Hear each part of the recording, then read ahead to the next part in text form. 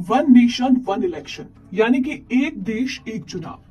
सरकार काफी लंबे समय से इस बिल को लाने की तैयारी में थी और अब मंगलवार को इस बिल को लोकसभा में पेश भी कर दिया गया।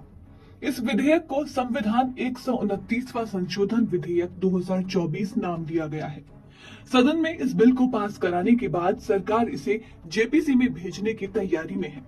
लेकिन इस बिल को पास कराना सरकार के लिए इतना आसान नहीं होने वाला है। इसका सबसे बड़ा कारण है विपक्ष का इसके खिलाफ होना। तो चलिए समझते हैं कि कैसे इस बिल को पास कराना सरकार के लिए एक बड़ा चैलेंज रहने वाला है। दरअसल संविधान संशोधन के लिए विशेष बहुमत होना जरूरी है। दोनों सदनों में सदस्यों का 2/3 बहुमत होना और मतदान में 50% से ज्यादा वोट होने चाहिए। मगर एनडीए के पास संसद में 2/3 बहुमत नहीं है। वहीं विपक्षी गठबंधन इंडिया अलायंस के दल वन नेशन वन इलेक्शन के खिलाफ हैं। वो शुरुआत से ही इस बिल पर विरोध जता रहे हैं। संसद में बिल पेश होने के दौरान भी वो बिल का विरोध करते पाए गए। तो अब ऐसे में सरकार कैसे इस बिल को पास करा पाएगी, इसका पूरा गणित समझते हैं। दरअसल एक देश एक चुनाव के लिए सरकार 2 बिल ला रही है।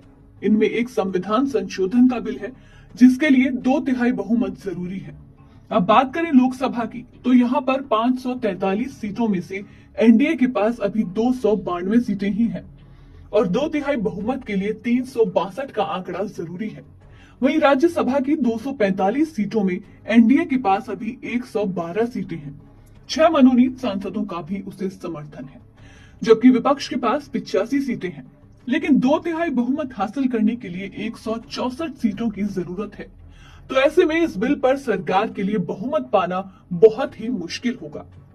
अब इस बिल के बारे में आपको बताएं तो अगर ये बिल पास होता है तो इससे देश में एक ही साथ चुनाव कराए जाएंगे। केंद्रीय मंत्रिमंडल ने इस महीने की शुरुआत में वन नेशन वन इलेक्शन विधेयक को मंजूरी दी थी। बीजेपी और उसके सहयोगी दल विधेयक के समर्थन में है। केंद्रीय मंत्रिमंडल ने सितंबर में एक साथ चुनाव कराने संबंधी उच्च स्तरीय समिति की सिफारिशों को स्वीकार कर लिया था। इस समिति की अध्यक्षता पूर्व राष्ट्रपति रामनाथ कोविंद कर रहे थे।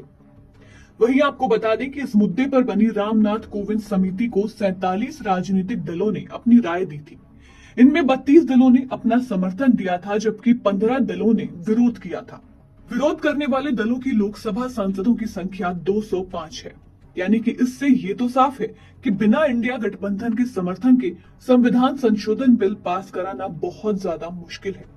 वहीं सरकार इस बिल पर व्यापक सलाह मशविरा की बात कर रही है और इसे अब जेपीसी को भेज रही है। जेपीसी का अध्यक्ष बीजेपी का ही होगा और उसके सदस्यों की संख्या भी सबसे ज्यादा होगी। फिलहाल संसद में इस बिल को पेश किया गया है और पेश होने के साथ ही विपक्ष ने इसका विरोध शुरू कर दिया है। वहीं सरकार इसे जेपीसी को भेज रही है। तो ऐसे में देखना होगा कि क्या ये बिल दोनों सदनों में पास हो पाएगा या फिर बहुमत के अभाव में सरकार का वन नेशन वन इलेक्शन का सपना ही रह जाएगा।